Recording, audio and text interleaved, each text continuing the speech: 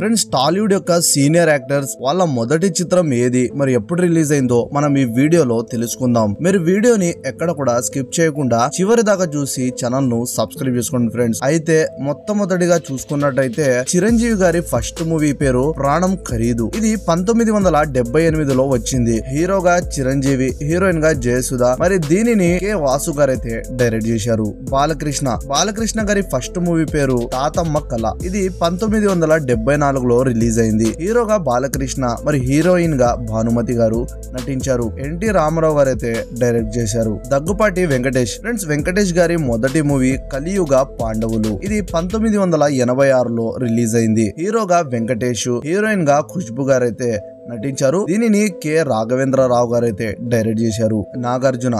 Friends, Nagarjuna గారి మొదటి చిత్రం విక్రమ్. ఇది 1986లో రిలీజ్ అయింది. హీరోగా నాగార్జున, హీరోయిన్ గా శోభన గారైతే నటించారు.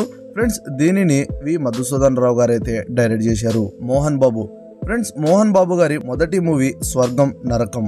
ఫ్రెండ్స్, ఇది 1975లో రిలీజ్ అయింది. హీరోగా మోహన్ బాబు, హీరోయిన్ గా అన్నపూర్ణ గారైతే నటించారు.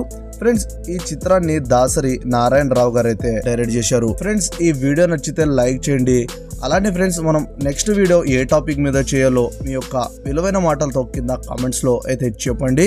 ఫ్రెండ్స్, ఈ వీడియో మీకు ఎలా అనిపించిందో దాని గురించి కూడా మీ యొక్క కామెంట్స్ లో అయితే తెలపండి. ఎందుకంటే మరింత ప్రొఫెషనల్ గా వీడియోస్ చేయడం కోసం హెల్ప్ అవుతుంది. సో నెక్స్ట్ వీడియోలో కలుద్దాం. అప్పటిదాకా బాయ్ ఫ్రెండ్స్.